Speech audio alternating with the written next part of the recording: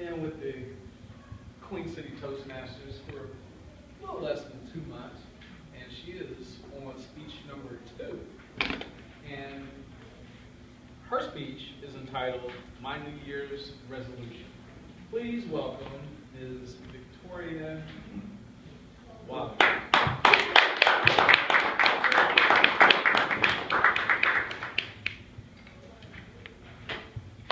Fellow Toastmasters and guests, let me be the next person to say Happy New Year.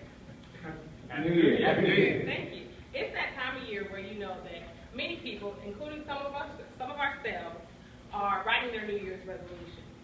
Whether it's, like Tim said earlier, wanted to lose your 15 pounds from when you overate on the holidays, or whether you want to give up your smoking habit.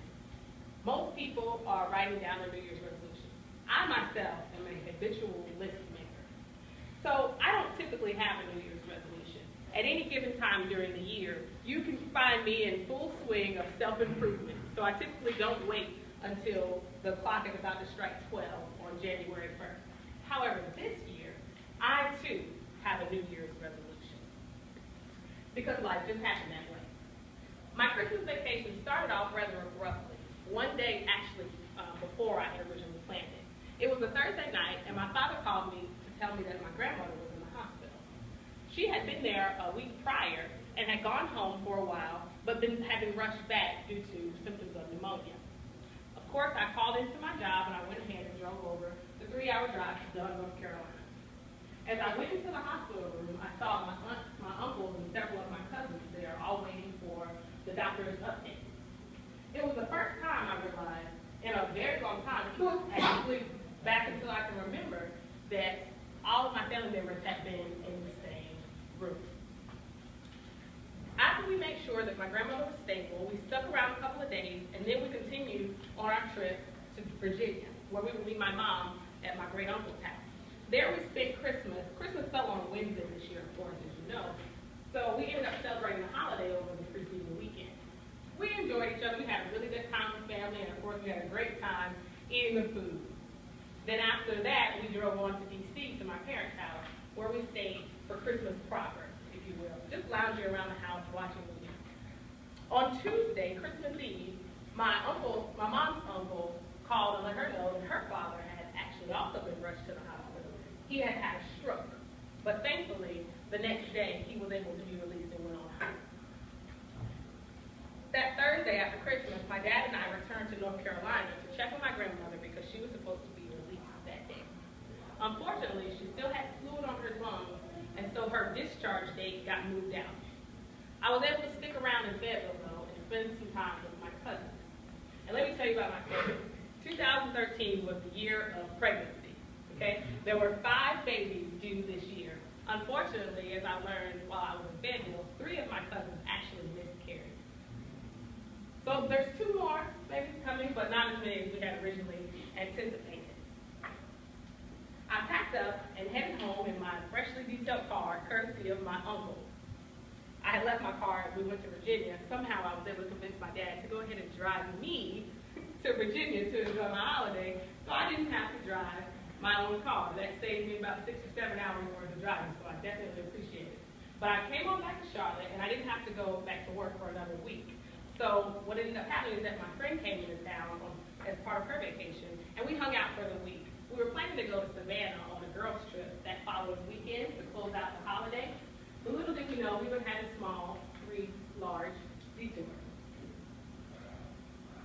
We were driving to meet a couple of my other friends at the movies, and I fell victim to the inclement weather. It was raining, and it was 40 degrees, which chilled the wet pavement, of course. All of a sudden, in an instant, my car went careening first to the opposite side of the road, and then over into the guardrail. The guardrail actually impaled my back seat. Thankfully, it was about 2 or 3 inches away from my front driver's seat, so I walked away uninjured. However, as you can imagine, needless to say, my car was totaled, which brought on a whole other kind of headache beyond what I got in the crash. We were still able to go, however, to Savannah, and were able to have a good time. And all is not lost. Here we are about 2 weeks into the new year, and both of my grandparents are at home. I was able to replace my car with virtually same color, same make, same model, everything. So that ended up working out. And like I said, we were able to go to Savannah and have a good time. And I also then ended up with my very own, very first official New Year's resolution. And my New Year's resolution, ladies and gentlemen, is this.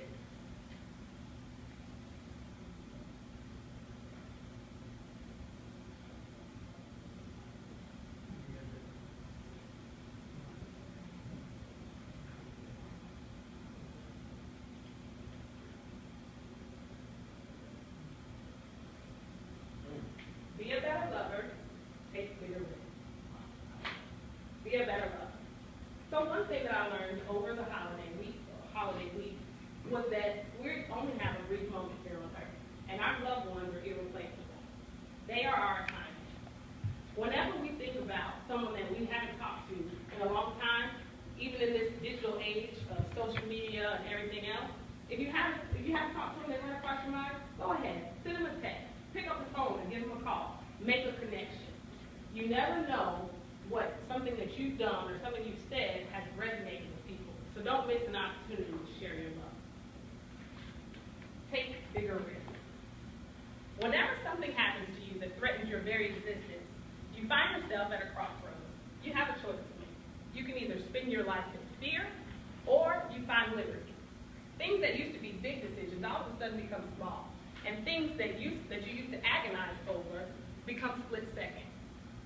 It's a new year, and it's our opportunity now to make an impact, to be a change agent, to pursue a worthy cause, to learn, to serve, and to grow. In this new year, my job then is to be a bigger lover and take bigger risks. I encourage you to do the same.